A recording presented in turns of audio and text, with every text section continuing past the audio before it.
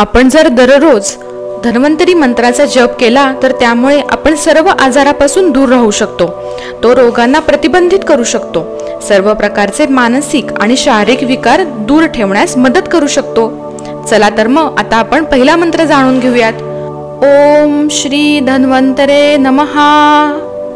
हा मंत्र दिवसाच्या कोणत्याही वेळी कितीही वेळा म्हटला जाऊ शकतो, परंतु असे मानले जाते की दररोज सकाळी लवकर सूर्योदयापूर्वी 108 वेळा म्हटल्याने परमेश्वराचे आशीर्वाद आपल्याला मिळू शकतात.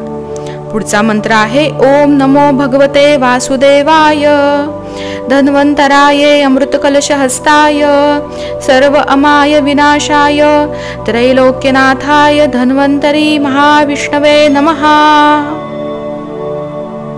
या मंत्रामध्ये आपण नमस्कार करतो आणि रोगांचा नाश करण्यासाठी व त्यांची कृपा मागण्यासाठी ही आपण एक प्रार्थना करतो.